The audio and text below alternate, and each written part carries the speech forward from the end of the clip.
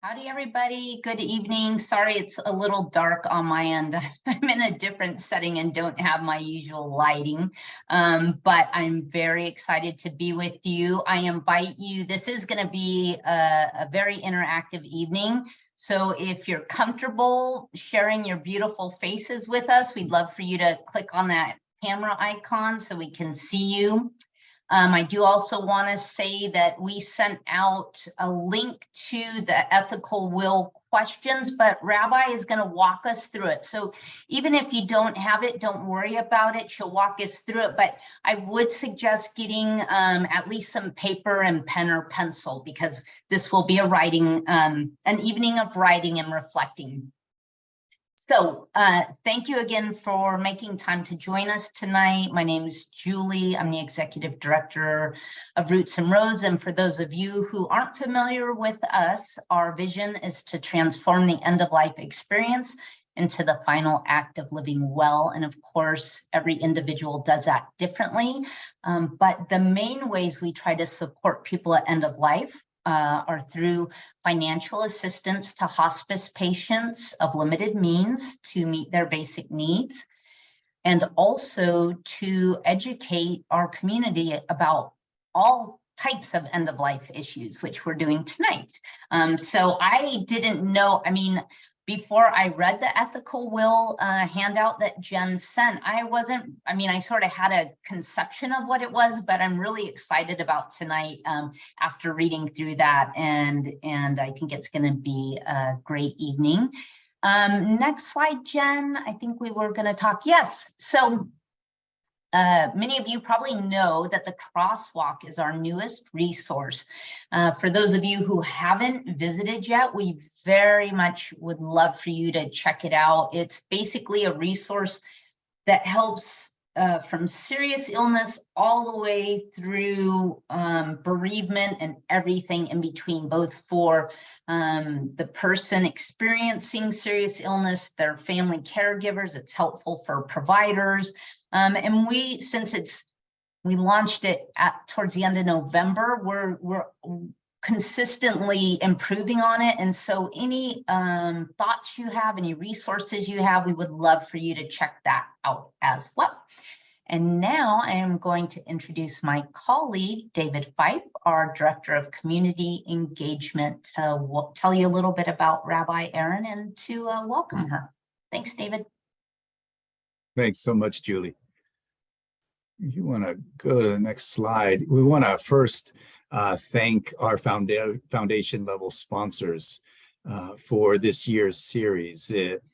These organizations are very active in the community and providing support in so many different ways other than their primary focus. And one of the ways that they do that is by supporting this education series this year. Pima Council on Aging, Right at Home, in-home care and assistance, and our newest foundation level sponsor is Casa de la Luz Hospice. So we are very grateful to each one of them for their support in making this possible.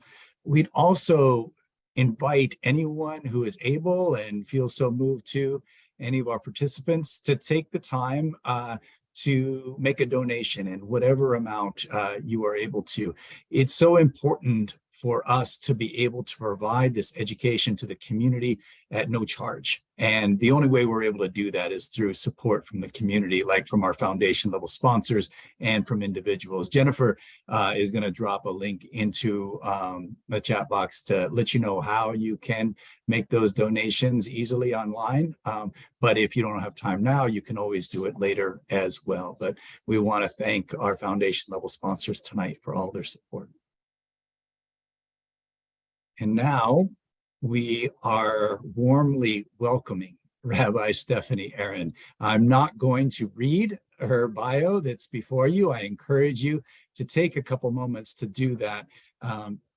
Rabbi Erin is a gift to our community in so many ways. She has been offering pastoral leadership in Congregation Chaverim for many years now. And her life, her work, her passion, her beliefs are so much around taking a stand against prejudice and hatred and violence and bigotry and discrimination. And at the same time, she offers a shalom and a welcome and a hospitality to the whole community in so many different ways, not only for her congregation members, but for the wider community. I remember a number of years ago when I reached out to Rabbi Aaron to say, you know, we are hearing that there is need for bereavement support in the area of town where congregation Chaverim is, and we are reaching out to different congregations in this area to see if you might be able to open your doors to community members in order to receive that support. And she said, of course, and immediately made it possible for bereavement counselors to be there in her congregation and to be able to offer not only group support, but individual counseling. And it speaks to her commitment to responding to the needs of the community, however they present themselves. So we are so grateful to have Rabbi Stephanie Aaron with us tonight, and we're going to turn things over to you now. And just need to unmute yourself and then you'll be ready to go. All right, here I am. I love it. So thank you. I love that picture. I have no idea who that person is, though. You know, I like having a picture of myself from like a few years ago, but it's still wonderful to see that. And I guess it kind of helps, you know, in terms of the subject of ethical wills, because in many ways, you know, when we look into our faces as we age, we can see some evidence. We hope we see a lot of those, you know, nice little smile and little crinkles of joy in our faces. But everything that we've witnessed in our life, that's part of what it is to write an ethical will. And it's very timely. I want to tell you because this morning I actually officiated the funeral of a woman who was 97 years old, a wonderful member of our Tucson community for those 97 years. And what I realized she had never formally written her ethical will, but what occurred to me was everything that was said, especially by her grandchildren, I think I'm going to suggest to the family that we put it in the form of an ethical will, because it was everything they learned from her, which was such extraordinary teaching. So that also, you know, if in fact someone has not done that, it can certainly happen at any stage on the journey. So where do they come from? Well, in terms of just being rooted, because we do have roots in the title of this group, right? So our roots. So these ethical wills are rooted in the Bible, and they actually come from Genesis. And if you go to the very end of the book of Genesis, you'll see this is the time when hi, is everything okay? Okay. All right. I'm in Sedona at a hotel. I have no idea where everyone else is. All right. But thank you so much. And they're fixing my reading light, because God forbid, how could I be in a hotel without a reading light? But so in Genesis, basically what's occurring is Jacob has completed his life and he is blessing his sons. And essentially, each one, he sort of brings the son to him and he gives the son a blessing. And the blessings really have to do with how Jacob led his life. And he's actually looking at each one of the sons and then saying, well, this is my blessing for you regarding how I see you as a human being and how my ethics and values, I hope, will live on through you. And so you can go look at those. They're, of course, fashioned biblical language. And the other thing that, of course, he does, which I do not recommend for ethical wills, is he also gives them those sort of fatherly admonitions like, and don't do what you do, that's not good. So I think I would not put those in our ethical wills. What we really want in our ethical wills is, it literally later became a letter, and parents would write a letter to their children, and, you know, individually, and just speak to them about what mattered in their lives, in this individual's lives. This is how I tried to live. You know, it's sort of like you get this vision of who you are and your life and really how you tried to live. An ethical will it's not it's not really a statement about all your mistakes at all. Don't, you know, it's about, these are my values, these are my ethics, this is how I try to live. And so in the one good thing about that I want to emphasize is that as we start this ethical will workshop, I guess, I'd like us to take a minute, honestly, and maybe share with each other. I'd like us to actually take a moment and, let's go to the gratitude place, what I like to call the great attitude of gratitude. And also, Abraham Joshua Heschel talks about if we live in radical amazement. So honestly, I'm feeling a lot of radical amazement right now because we're all connected. I don't know where we all are, but here we are in these little wonderful boxes. I wish we could be in circles, though. I really think the computer people need to make circles, all right? But, let's be in a place of gratitude. And so what I'd like you to do is you will write. So I'd like your first writing, if you just take a few moments, I hope you have a piece of paper and you could just jot down. I'd like you to write down some of either the people, the moments in your life when you have felt gratitude, whatever that is. Okay, so this is a moment. Take some time and just let's start in gratitude.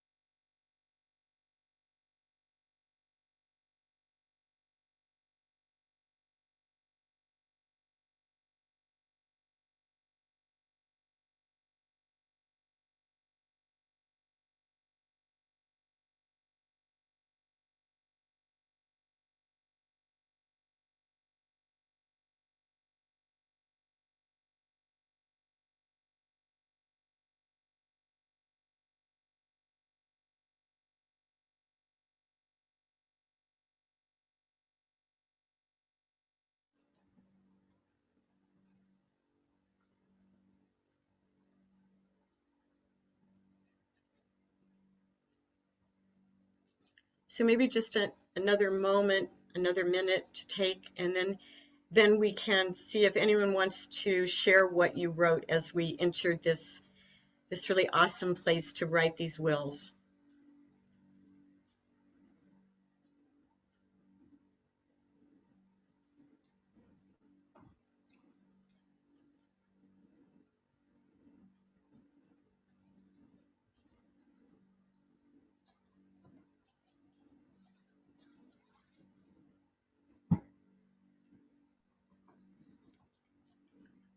So I don't know if anyone wants to share what you wrote. That's certainly, I think you can unmute yourself, I guess, and do that. Okay, so I'll let maybe Julie, will you see if anyone, or David? I see, okay. B has her hand Okay. up, B. All right, please. Yes, and that's because of the subject matter. I had a step-grandmother who, when she was 93 and doing end of life, she threw a tea party in which her little sister, who was 91 years old, made angel food cake so that we wouldn't have high cholesterol because it was all egg whites. And then she gave each of us Ruby, my step grandmother, a piece of advice. And I loved her advice. So my eldest sister went up and Ruby says, Barbara, you should wear your hair back over your ear on one side. And then when it came to me, I had said to her, Ruby, tell me how you've lived such a long, good life. And she tapped my wrist and she says, I know how to have fun. Oh, that's wonderful. So, yeah, so I'm so grateful for her. And that's just in my memory, all the advice she gave each of us. That's perfect. And you know what else is pretty wonderful about that is that if you include those teachings, of course, in your own ethical will, because then again, that becomes so generational. You know, and that's the other part to this is if we can keep it going, it's sort of like from generation to generation. Can you imagine like these documents, you know, and I mean, it's really magnificent. Thank you, B. Okay, is anyone else? I can't see if. Feel free to unmute if anybody would like to share, or if you're shy and you want to put it into the chat, we can also share by reading it. Oh, Jocelyn? I think it's Julie, Alvic, and Kay Moore, or Core, sorry. Julie and Kay, yes, please go ahead, sorry.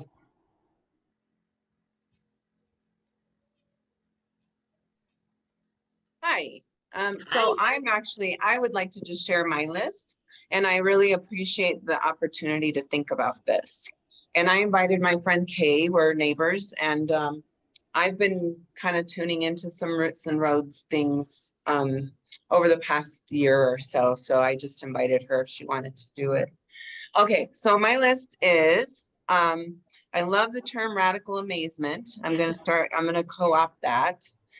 So I have, I just made a list: family of origin, graduations, completions, and achievements, failed relationships, my child, true blue friends, unobligated time, travel, nature, and my work as an educator of 33.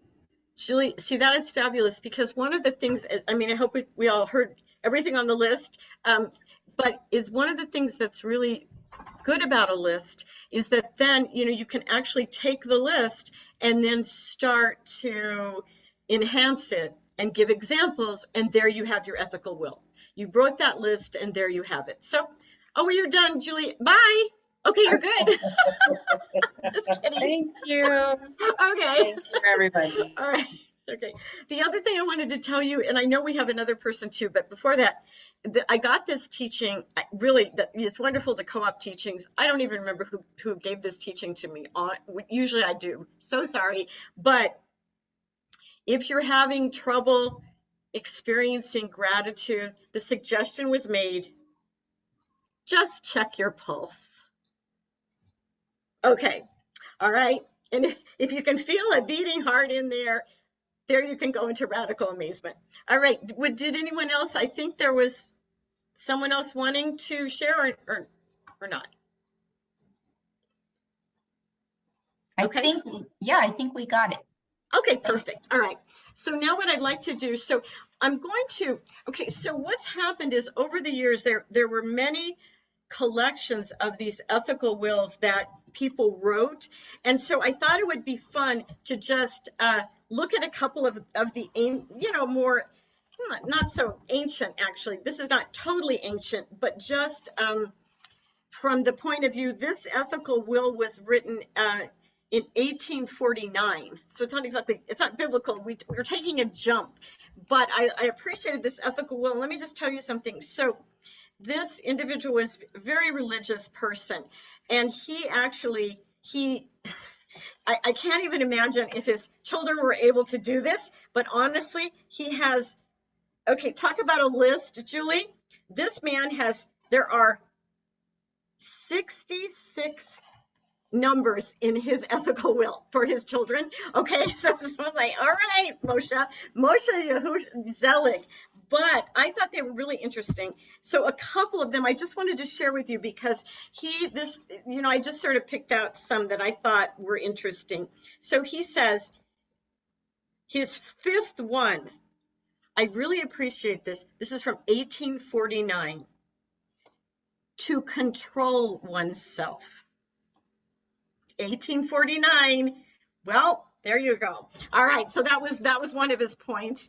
Then he has, and I think this is also so interesting in the same vein, point 7, if possible, to eat to somewhat less full than satiety. Okay, so don't be, just okay. All right.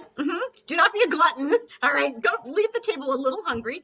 And then he says, this is on his 11, his point 11, and again, beware of deceit.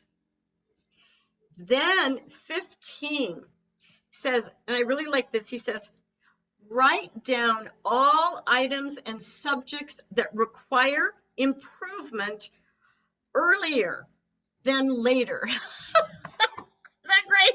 I mean, could you do that? All right. See, he's really one of my favorites. And then he has 20. Then this is also kind of what we're saying. Write down any and all miraculous and wondrous occurrences that happen to you. Okay, so those are just some of his points for his children. I mean, he goes on in very minute detail, even about taking a bath every day. I mean, he just spells it out for you, which is really nice. But he's one of my favorites. And so again, so I thought we might lead into that with we're talking about gratitude, but also, just again, we're going to sort of get to the points of the ethical will if I have a point by point. But I was thinking that would be nice to look at sort of some of the important things that you have learned in life. So just, it's a huge question, but just take a moment to sort of like what pops into your head. What are some of the important things that you have learned in life?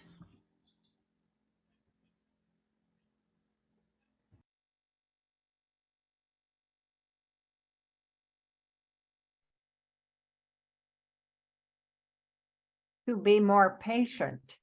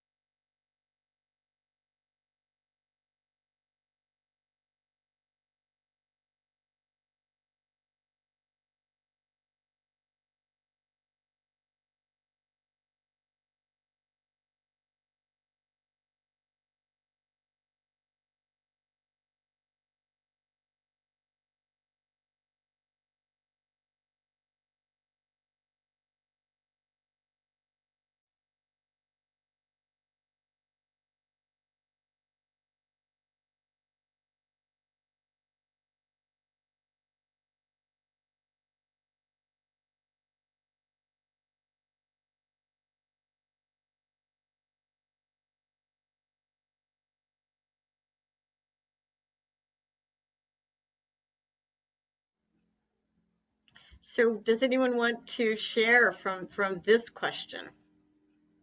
I know we already had Diane, you shared be more patient.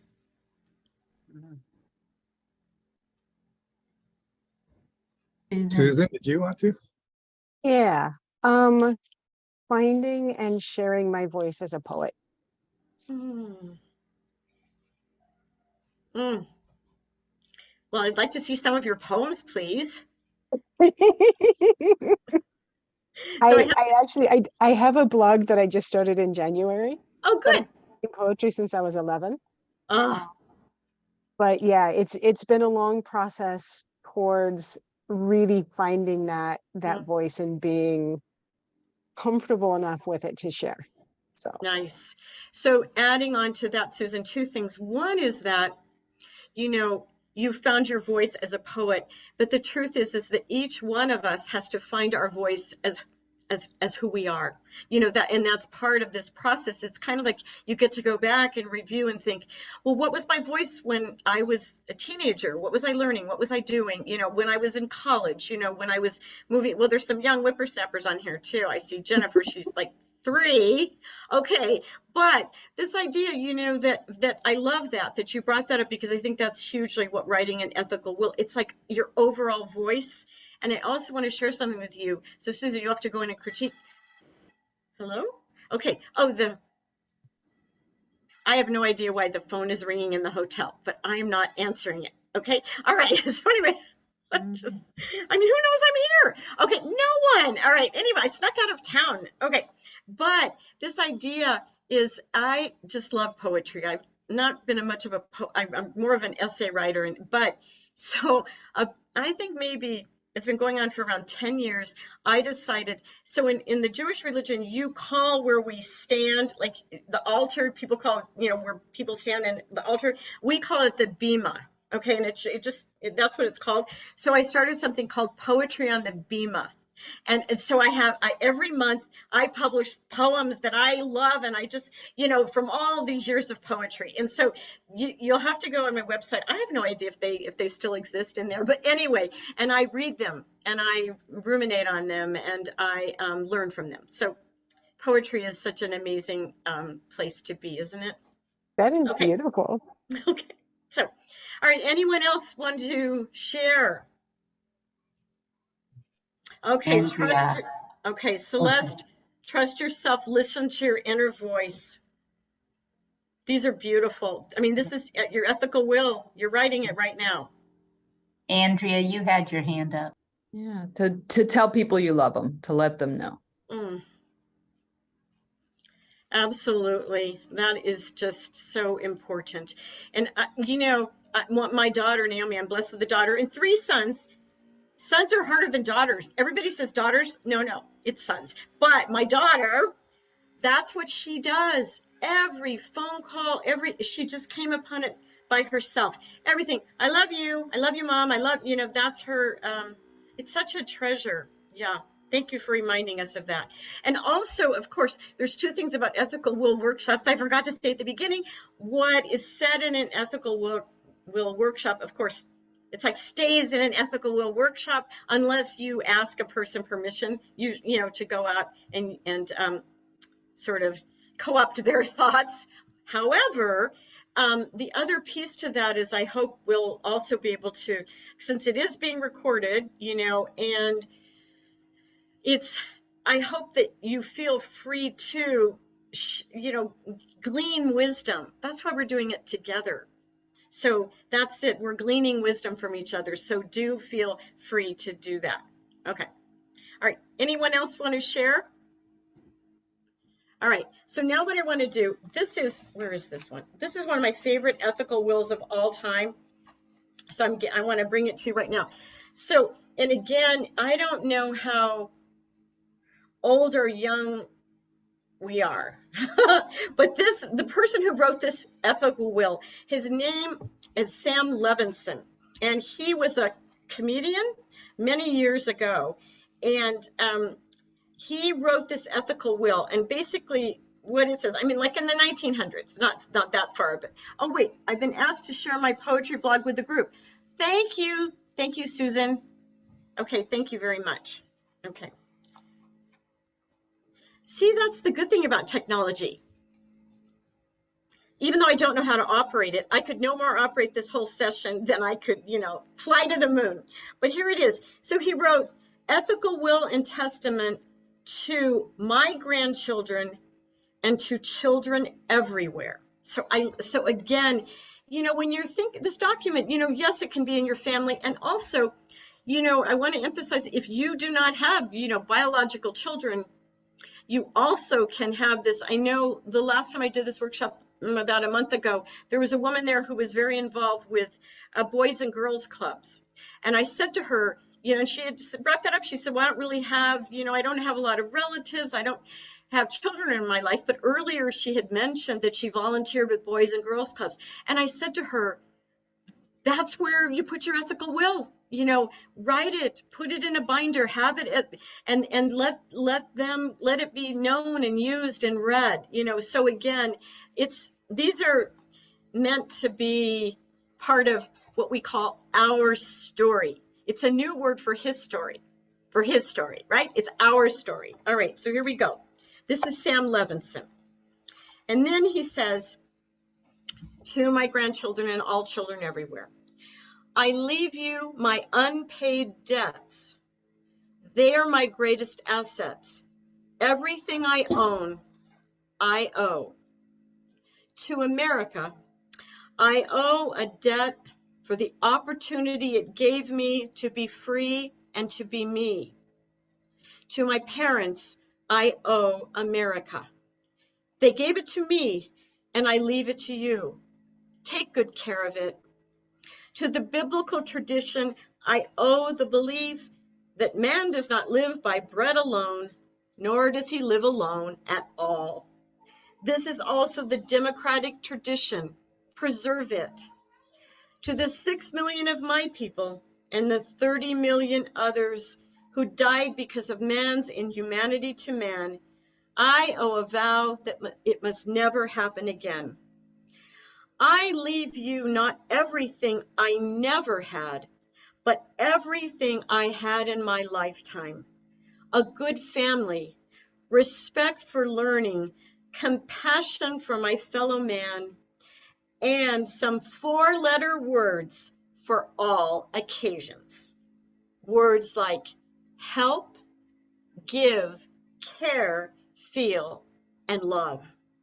Love, my dear grandchildren, is easier to recommend than to define. I can tell you only that like those who came before you, you will surely know when love ain't, and you will know when mercy ain't and brotherhood ain't. The millennium will come when all of the ain'ts shall have become is's, and all the is's shall be for all, even for those you don't like.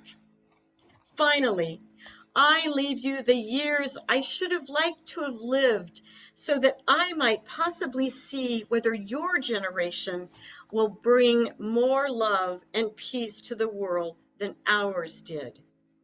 Not only hope that you will, I pray that you will. Grandpa Sam Levinson. And so here's, just a beautiful something, this wonderful letter, so again, if you feel like, I don't know if everybody on here is a writer, it's titled Ethical Will Workshop, but to just be able to imagine, I'm sure we've all written a letter, although now I don't know, it may be obsolete. I noticed that even spelling is becoming obsolete. I have a 31-year-old son who, of course, is in the tech industry, and he insists on thinking that the U, as in the letter U, stands for the word Y-O-U.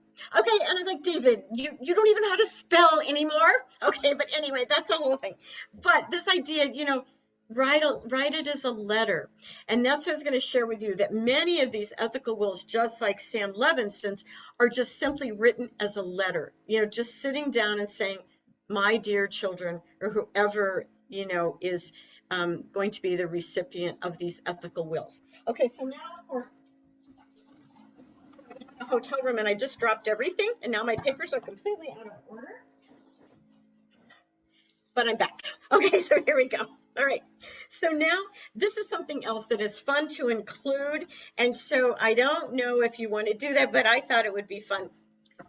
So one of the, thank you very much. So one of the sons of Jacob is Asher, is known as the one who really likes cooking. So the other thing, remember, that you can put in these ethical wills is you can write about, holiday foods, holiday meals, family, recipes, I mean, and memories around the table. And so I just thought it would be fun if you want to take a moment to consider, some of, particular holiday memories that you have, maybe foods that you have, something that you would like to include in an ethical will. So go ahead and do that. And then let's see. I guess we're all hungry though. I don't know. I'm hungry here. All right. So go ahead and take a moment to do that.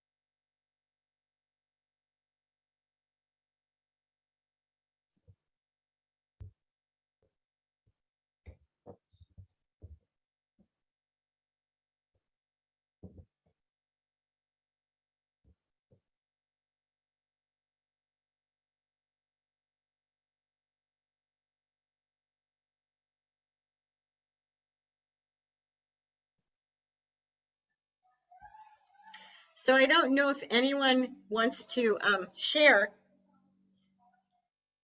So I want to share something going back to Beatrice B and the angel food cake. So I want to tell you something. So my grandmother of blessed memory, her name was Naomi, and my daughter's name for her. And so basically, she had this huge platter. If I was in my house, I would have gotten it out and shown it to you. It was this magnificent platter, and it was like the blue willow pattern. It was really, it's heavy. It was a heavy duty thing. My grandmother made angel food cake by putting the egg whites on the platter and using one of those. Does anyone even recognize what those things are? Those whiskey things? Nobody knows about these. And she would whisk and whisk and whisk. And it was just like a marvel. That's how she made that angel food cake. So I have the platter and I have made angel food cake. It is the hardest thing to make in the universe and it always crashes down. But anyway, that's kind of one of my memories. So my daughter says to me, Mom, someday we're going to be able to make an angel food cake. I'm like, well, I hope it's before I leave the world. All right. So anyway, go ahead and please, who wants to share something about food or holidays, or does anyone have a memory that's important to hear? I'll hop in, Rabbi. I think one of my favorite things was that for each of there were 7 of us in our blended family, and for each of our birthdays, we got to choose whatever we wanted dinner-wise, and whether our parents made it or we could go out to a restaurant. And I loved that. Normally it was, we always wanted my mom's lasagna or like London broil or something like that, So that was just a special memory. Julie, I love that. I really love that. And we did the same thing. And truthfully, my birthday choice was always chocolate angel food cake. And I remember, don't even ask, my mother would make this chocolate angel food cake. She would stuff it with chocolate mousse. It was divine. And I want to tell you something, if the cake did crash, it happened occasionally, we would all just eat it out of the pan.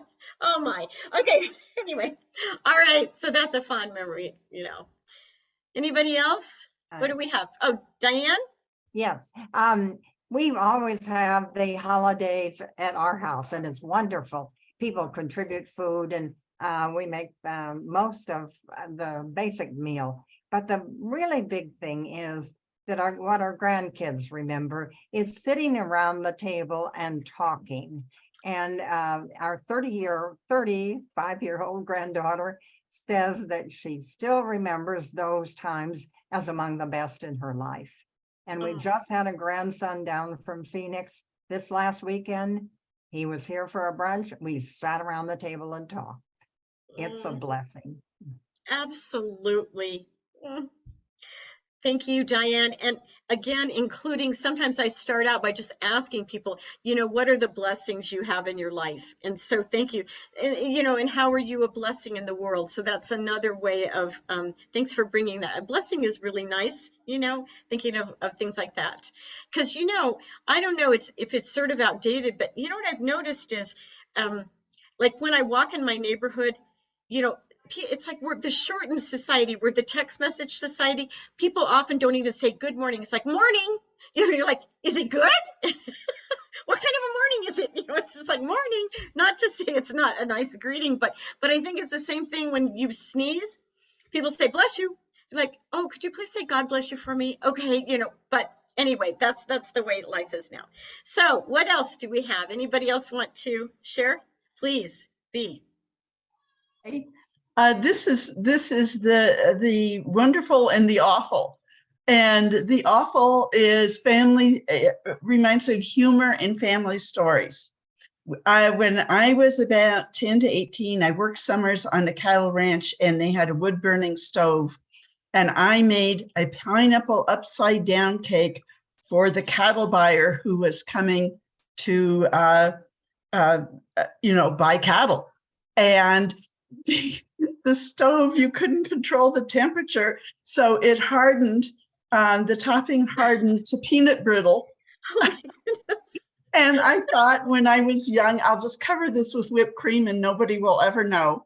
And so the cattle buyer goes to cut the cake, and I wish I had a hammer with me because he makes it sound like, and he doesn't crack any kind of smile or anything. He pushes the whipped cream aside. He goes whack, whack, whack all around the cake and cuts along the cracks. And then he carefully removes the peanut brittle part and goes whack so it's on little chunks so people can eat it. So I told my grandkids this story and they act it out every year at Thanksgiving. Oh. They have a board in the back of a knife and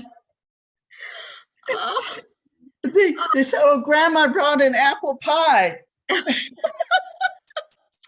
That is so wonderful. That is so wonderful. And you know what else about that? You know, it's like a life lesson of, you know, it's like when life gives you lemons, make lemonade. I mean, look what that man did. Look what he taught everyone. You know, first of all, no humiliate. He did not humiliate you like, lady, or girl, what did you do here? You know, he just turned it into, he really did. What a treasure he was, and what a treasure that lesson is. And also with fun. Julie, did you have fun on your list? I remember fun being from someone, but having fun, making it fun. That is, I'm taking all of these and putting them in my ethical will. Okay, does anyone mind? I have an ethical will. I'm going to have to enlarge it. It'll be like a whole scroll. You have to roll it up and open it. Okay. The other side of the story is I lived next door to Mrs. Ruprecht, who was descended from 7 generations of Nuremberg bakers. And I have a rum cake recipe. And my colleague, Celeste, will say that whenever there's an event that I'm invited to, somebody says, could you please bring Mrs. Ruprecht's rum cake?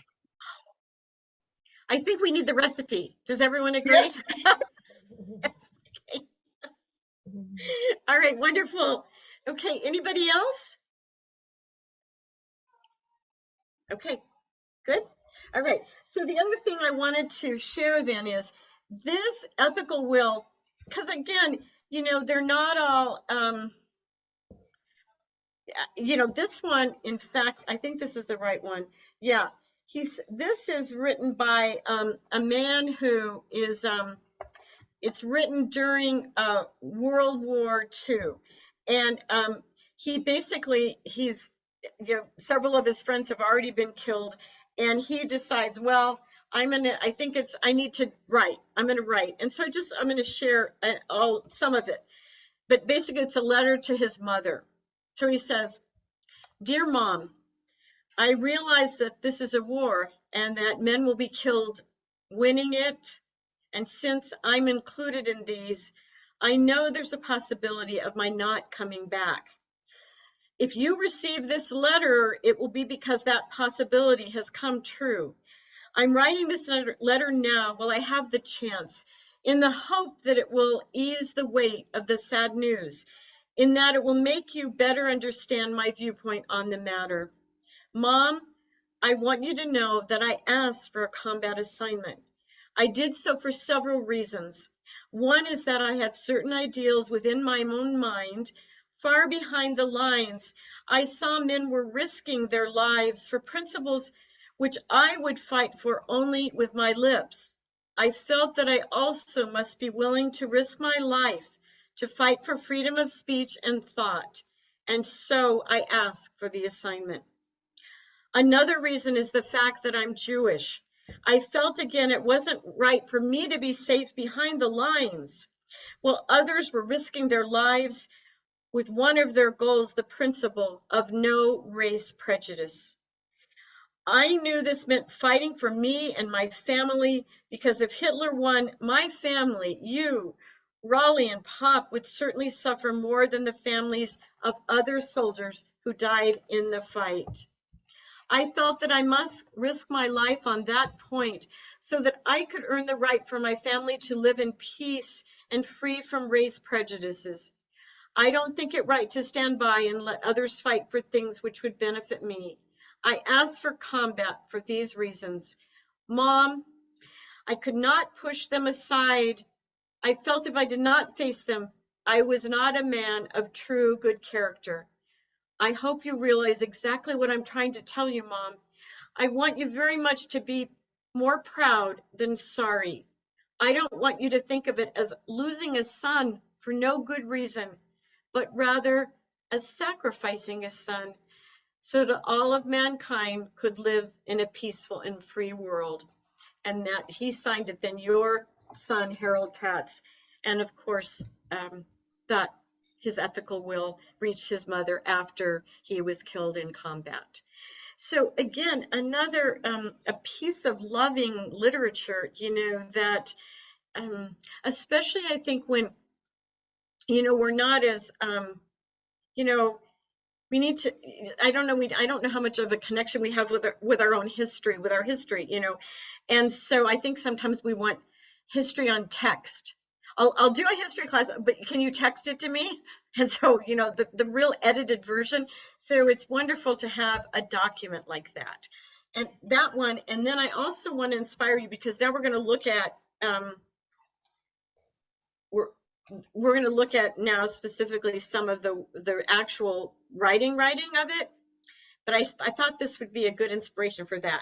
All right, now this ethical will. So this is written by a woman. Her name is Rose Weiss-Bagel, and she immigrated, I think, from Czechoslovakia, and she was a member of the Garment Workers Union.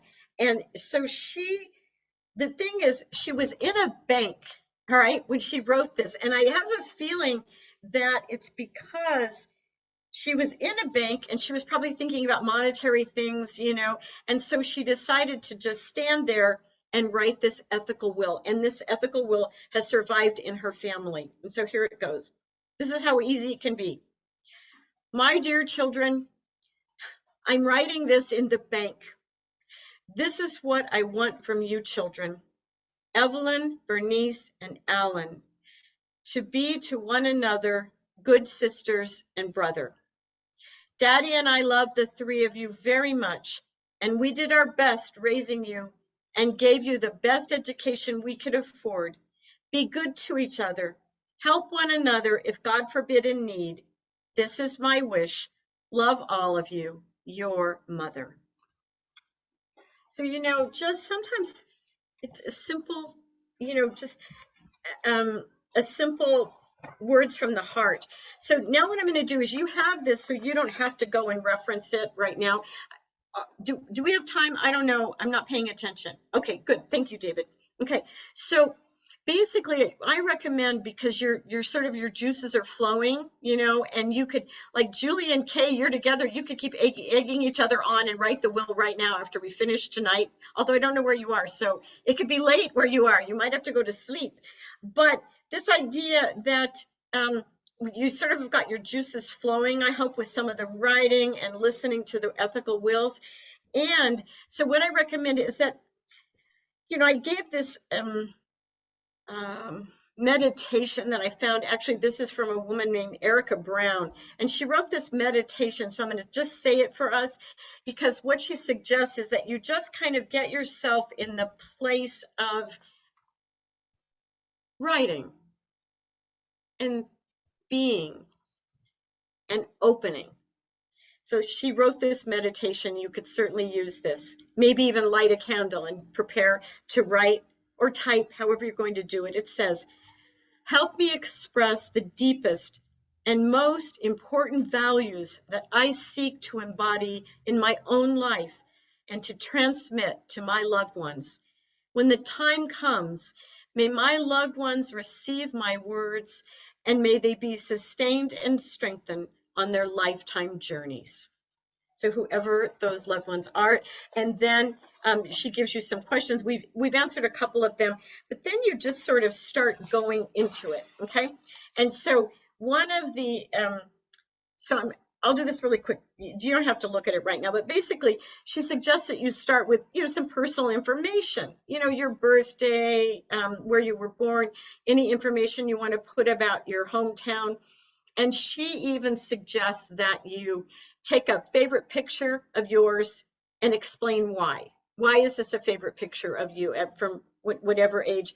And then you give some of your personal history and transformative events in your life. So what I thought we could do right now is spend just a couple moments thinking about transformative moments, events in our lives. Okay, so let's take time to write about transformative events or moments in your life. Okay.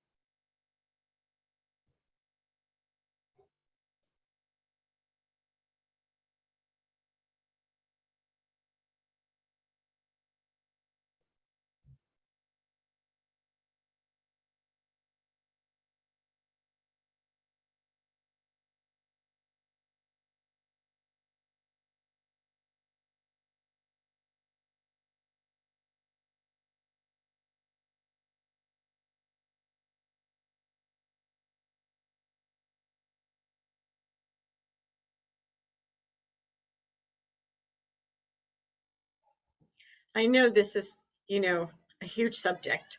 So again, part of this is, you know, you're just kind of beginning to do this, you know, so, and it may speak to you, you know, not all the questions will speak to you, you know, but, and you'll come up with things on your own, I know. But does anyone want to share something that is really pivotal and transformative for you?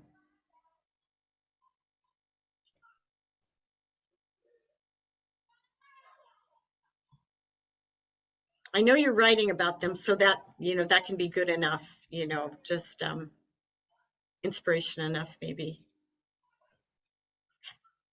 You know, maybe not to share necessarily any of the stories, but I wrote a list of, I mean, I think about like 6 or 7 things just came out when I Okay, thought about David. pivotal moments. And then these words, I went back and looked at them, and a word for each one of them popped out for Oh, what they were. So is everything from and leaping to losing, awakening, trusting, accepting, giving as why they were pivotal and what they taught. And it was just interesting how it just came out that way for it. And so I can see how important it would be to think about those moments and then what that offered, both in the very hard times and those that were life-giving as well.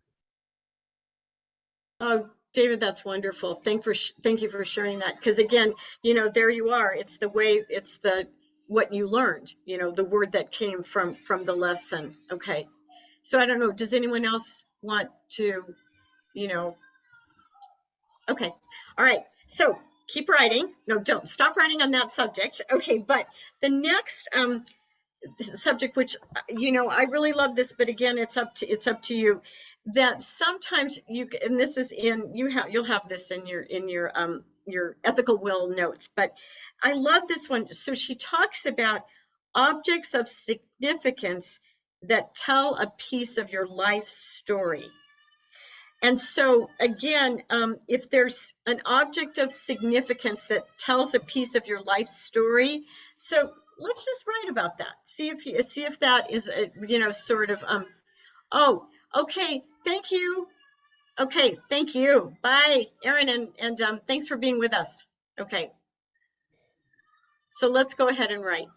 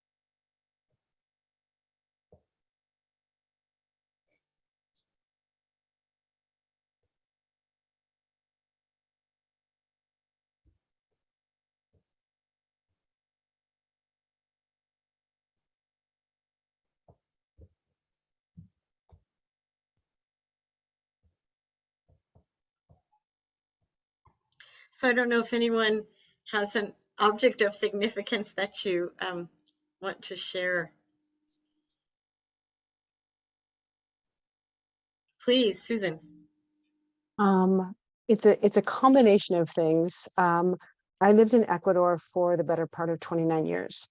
I left when I graduated from the U of A as a Peace Corps volunteer in 87 and didn't move back to Tucson until 16. And I was in Ecuador more than I was in the States. So I have the native instruments that I learned to play while I was there and actually played professionally for a while. But I was kind of looking around, and I have acrylics, I have oil paintings, and I have watercolors on the walls pretty much everywhere in my house from Ecuador, and some are prints. Some of them were mine, and some were ones that I gave to my parents. And so it's a beautiful combination of artwork that was given to them that I now have, and things that were mine. And just as an aside, this painting that's behind me is I an know, I oil was looking painting. at it. It's an oil painting that one of my father's Navajo grad students painted for him in the 70s. And I just absolutely cherish it. And so, yeah. Thank you. I know I was sort of coveting it, I have to say. All right. Oh no. Okay. All right. Thank you, Susan. Thank you. Anyone else have, anything that you want to share about an object or anything? So I want to tell you something that did happen for me. It's pretty, the one thing that occurs is often people bring me things, and sometimes they just drop them off in my office when I'm not there. And they're not necessarily, I'm not sure how I acquire things. But so there's this particular, for me, this is very significant. In our tradition, we wear it's called a tallis, and you wear it to pray, and it's a shawl. And so a number of years ago, I think most of us probably remember this, when the Tucson shootings occurred and our congresswoman was shot and 6 people were killed in our town.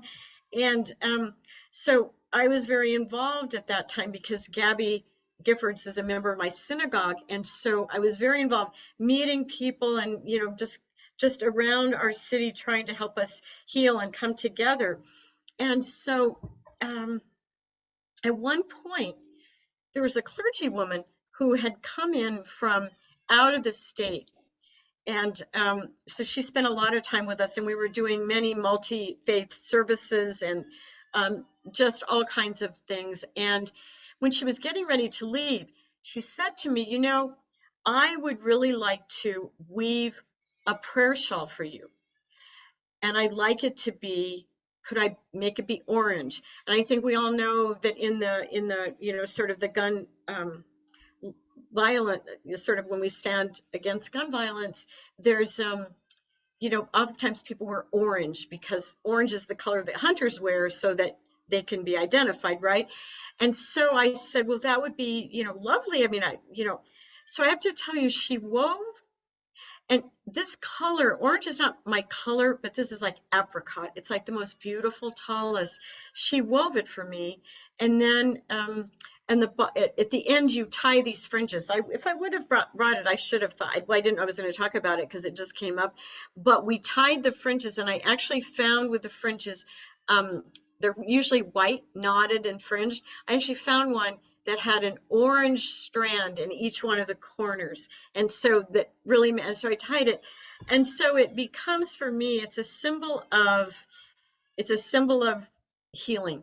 It's a symbol of healing and a reminder.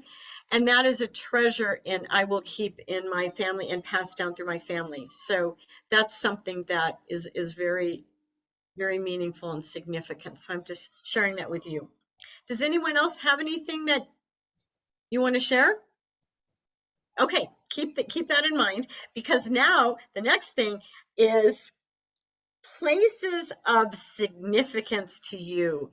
So I hope this is a good theme. I hope you're liking this theme, but places of significance to you and why. So let's take a moment.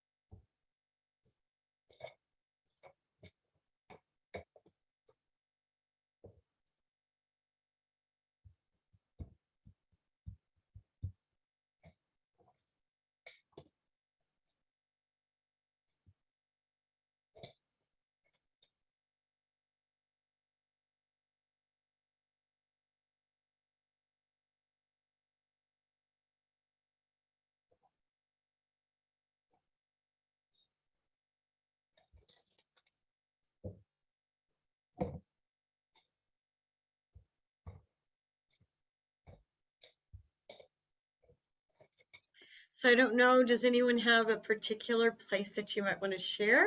That you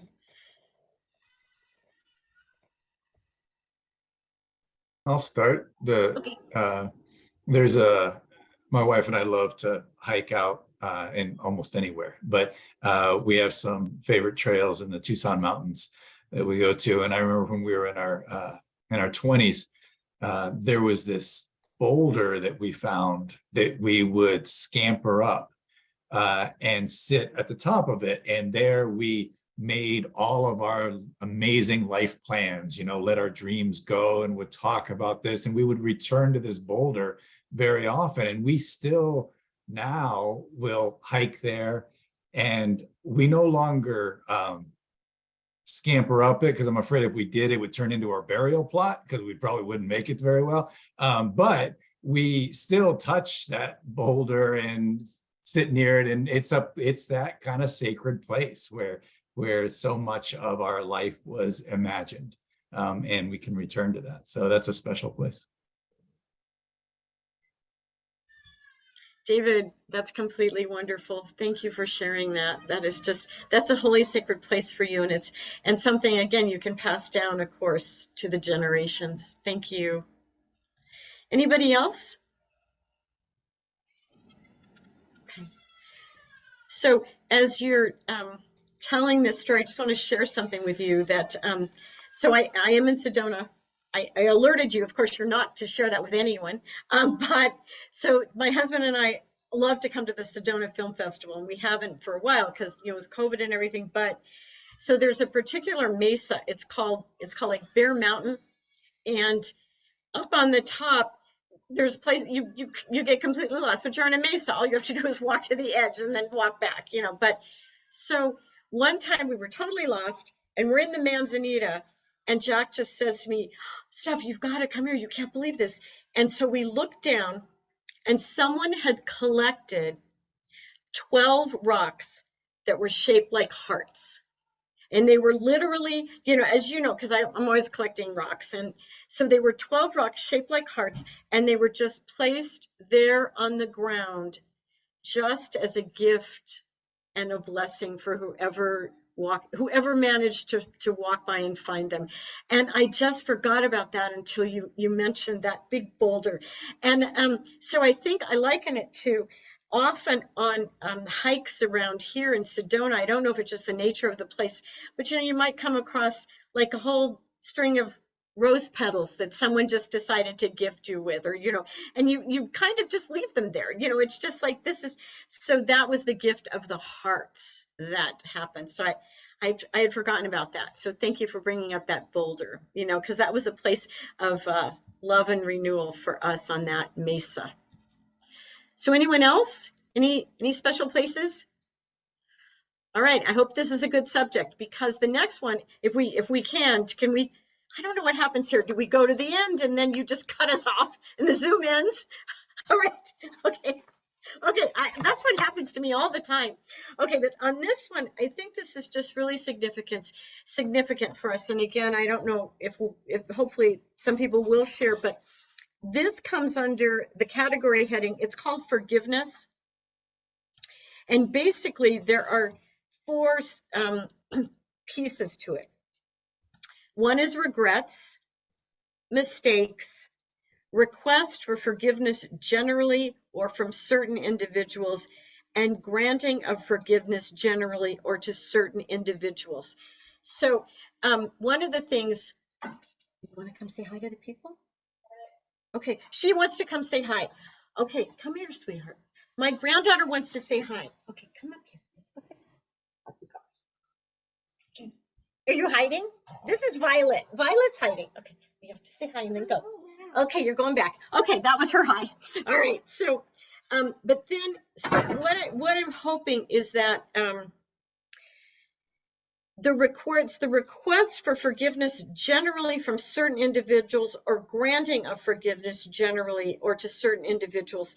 The one part of this is that I hope that, if we can, go ahead. Oh, wait, Julie, you guys have a raised hand. Okay. Just, what was the second one again? Oh, the second one, mistakes. Okay, So yeah. Could you just say them all one more time, please? Of course, yeah, of course. So the first, so this category heading forgiveness, first one regrets, second one mistakes, and then the third one request for forgiveness generally, just sort of like a general, and or from certain individuals where you're actually asking for forgiveness from specific people. And then the fourth one is granting of forgiveness generally or to certain individuals. And the one thing is that does happen in Jewish tradition at the rite of leaving this world is that there is a prayer, that just speaks to, at that moment, just of an individual who's dying is just either it's made for them, but just that giving of forgiveness and requesting forgiveness. So I think one of the wonderful things about including this in the process of writing your ethical will is it does help you to see from your regrets and your mistakes, and then this idea of forgiveness, that whether you want to ask someone who you feel you've wronged specifically, and also that forgiving people who you really, maybe you're still holding a grudge, and what are you doing with it? It's like Pharaoh's heart. It just gets heavier and heavier till you can't even breathe, but so this part, I think it helps, because then maybe what'll happen is you'll just decide, I'm done with this. I'm going to go say to the person, let's just repair this. Maybe we're not going to be in each other's lives forever and ever, God willing, as long as we have, but let's just fix this so it's not uncomfortable. Let's see if we can fix it before we both leave. And there is in our tradition also several prayers where if God forbid you hadn't been able to do it, and you can at the grave of the person, you can say, look, I forgive you, and so it's very helpful, right? For us, for the living person. So maybe we can just take a minute to sort of ponder some of these big questions. Maybe just look at either anyone you want to look at.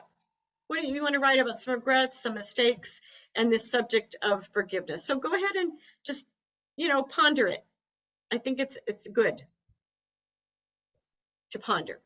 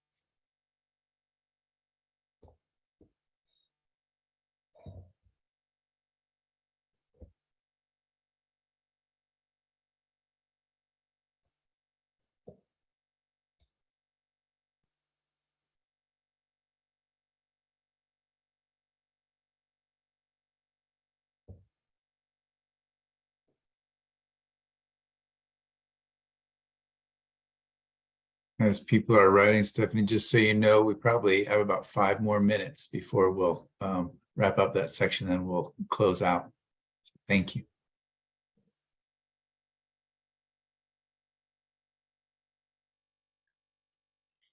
So I don't know if anyone wants to share anything that you were that sort of surfaced, and I'm sure it will probably need a lot more development, you know, but if anyone wants to share anything that you're writing, that would be, we could take a moment with that.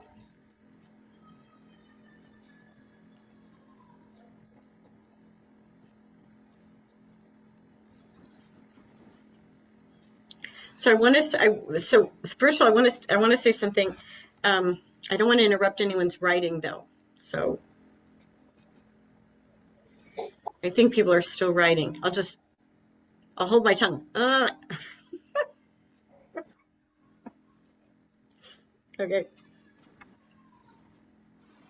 That is such a weird expression. Okay. Okay. Sorry.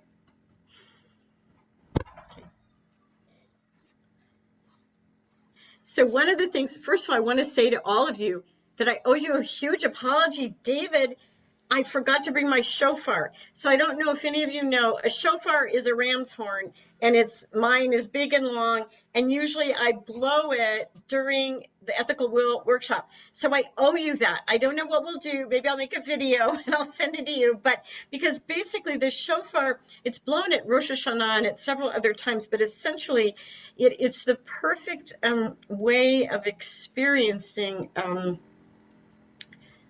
this subject. So what happens is there's this long note, and it's called tekiah, and it's just this long note, and it's like the wholeness of life. You experience, oh, my life is whole. I'm not thinking of anything that's everything is whole and in harmony.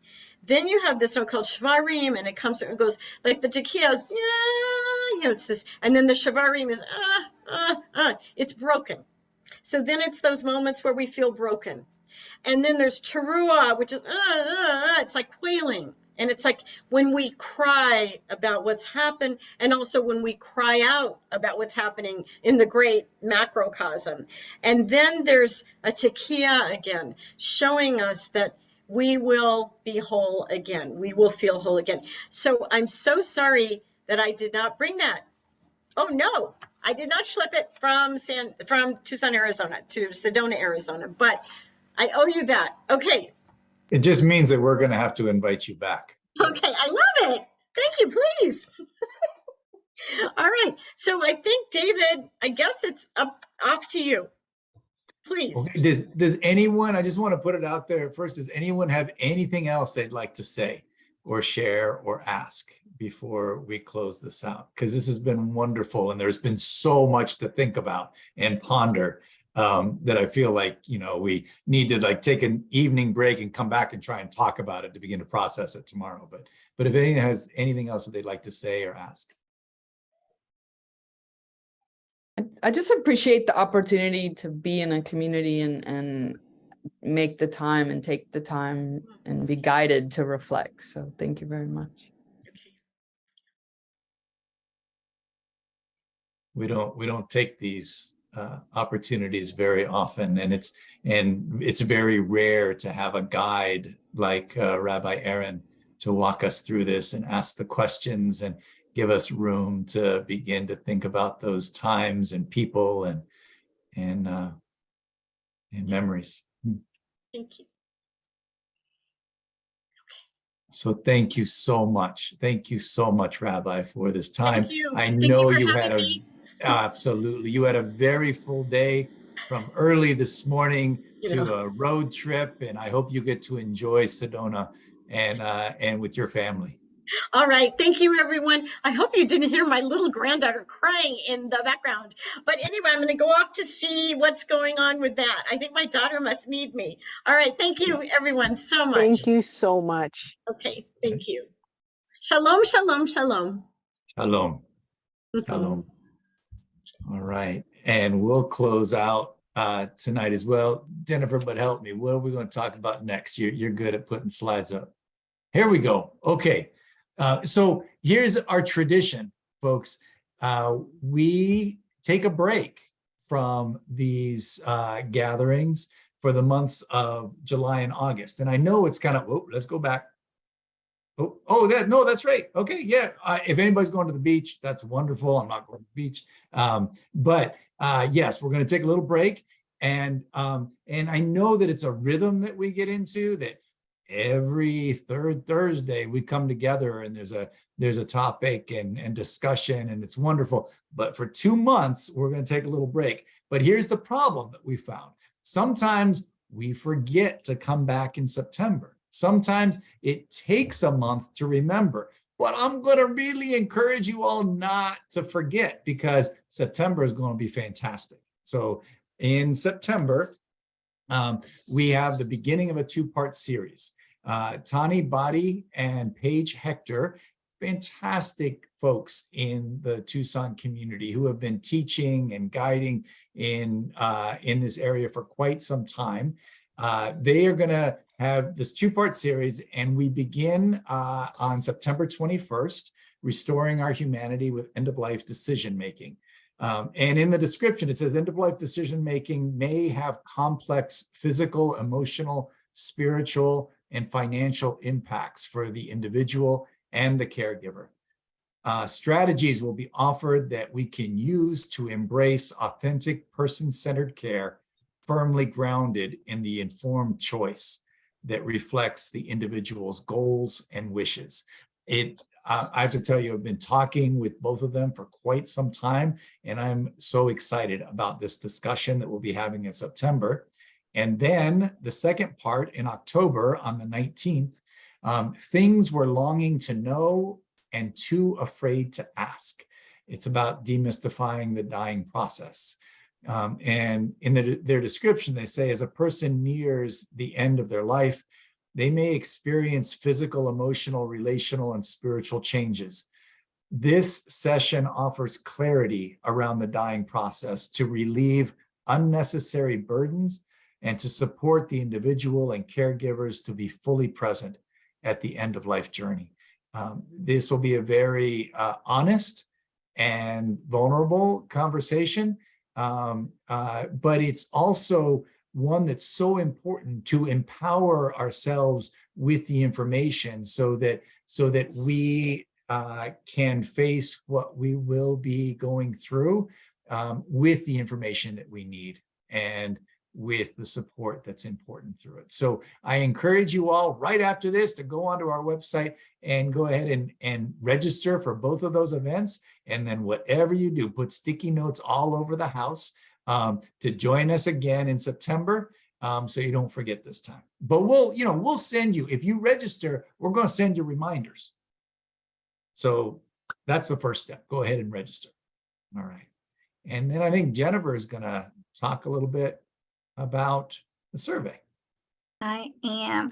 So you might have received a link for our survey in the reminder email today, but if not, I'm going to go ahead and put that in the chat now. We greatly value your feedback. It helps us to, guide kind of what we're planning for the future. We're actually going to have an education committee meeting coming up to plan next year. So all of your feedback is important. So if you can take a moment while it's still fresh in your brain, or if you want to wait till tomorrow, but let us know how you felt about tonight's session. And with that, we want to thank you all for joining us this evening. Have a beautiful rest of your evening, and we will see you in September. Take care, everybody.